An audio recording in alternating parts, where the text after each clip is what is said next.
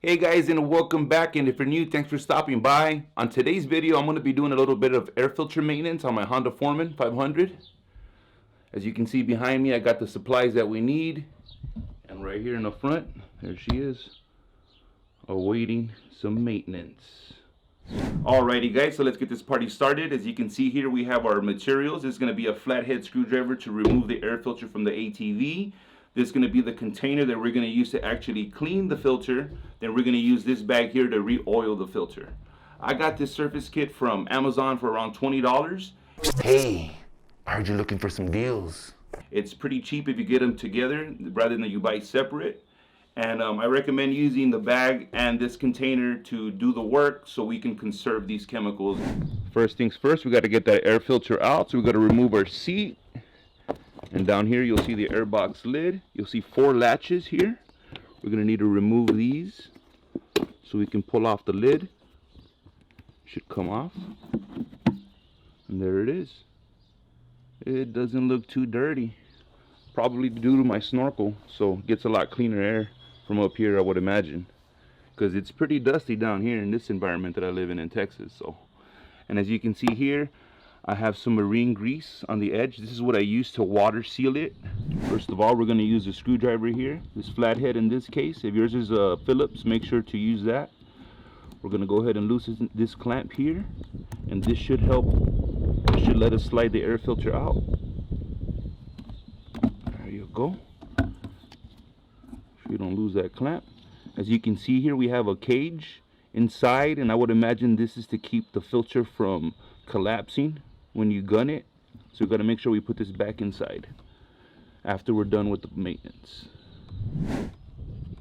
The cage should just slide out, as you can see. I need a little bending. There we go. Put this aside. Now that we got the filter out, we're going to go ahead and start cleaning it. So go ahead and grab your cleaner here. Make sure not to use gas, as that can actually damage the seams here. The adhesive they use can be broken down by fuel and by gas. So highly recommend you use the cleaner here. And make sure we shake it well. And then we're going to apply it, and then we're going to let it stand for 3 minutes as per what Uni-Filter says.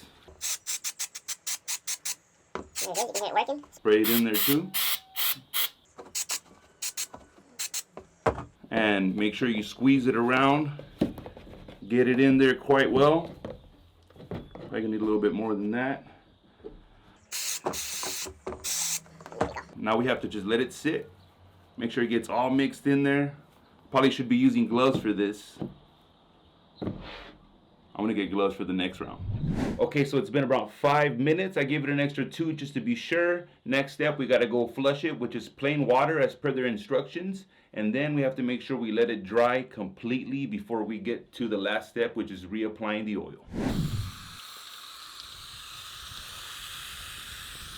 So we make it rain.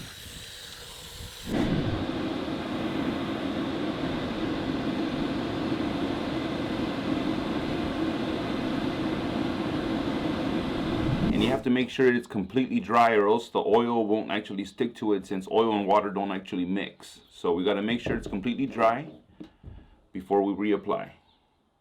You like that? Okay, so what we're also going to be using is we're going to be using this bag here. And we're going to put the filter in here. That way it makes things a little less messy, and it helps us conserve some of this oil. So we got to make sure we shake it well. And then we're going to reapply generously. Make sure we got it everywhere, but don't overdo it and waste any. You can see what it looks like.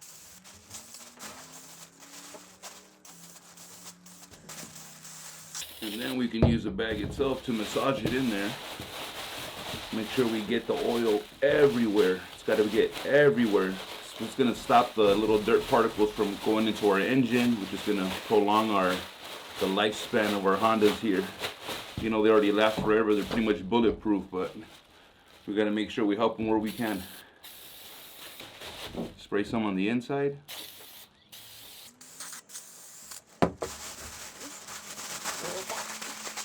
There it is. I got this Uni-Filter off of eBay. Got it for like 25 bucks. I'll include the link in the description there so you guys can check it out. In case you want to get one of these particular types of filters. I like them. I think it's a good company. And they're not too pricey. And there it is. Won't you look at that? Beautiful. Alright, now we gotta make sure we get the cage. And we gotta reinstall the cage here because this is what's gonna keep this filter from collapsing with these 27 horsepower 500s. 29 horsepower, I'm not sure. But it's enough. It's my little tractor. It's enough to get me where I need to get. And that's through everywhere. Alrighty, so there we go. Now we gotta reinstall it. Alright, here now the final step here, we're gonna go ahead and reinstall the filter. Make sure you got the little cage inside. Make sure you have the clamp in a direction that you can tighten it back up. Put the cage inside as you see there. Make sure that meets, and then now the boot should go over. There you go. You can see. And now we're just gonna retighten it. Make sure it's snug. Seems like it's good.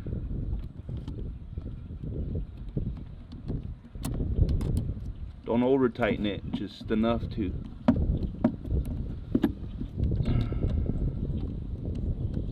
don't over tighten it, just enough.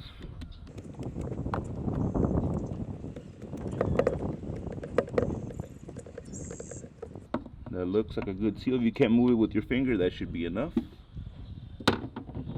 And then we're gonna go ahead and put our lid back on.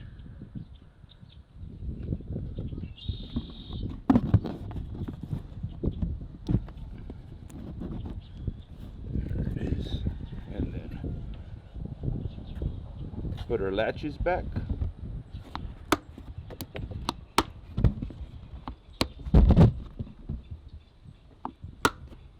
And there she wrote. That's all she wrote. Well, that about wraps it up, everyone. I hope you found this video useful and it could help you when you're doing your basic air filter maintenance. Make sure to drop a like and hit subscribe. I will be dropping future videos later on doing the oil change and some other little basic procedures here and there. So be on the lookout. Thank you guys for watching again. I really appreciate it, and you guys have a wonderful day.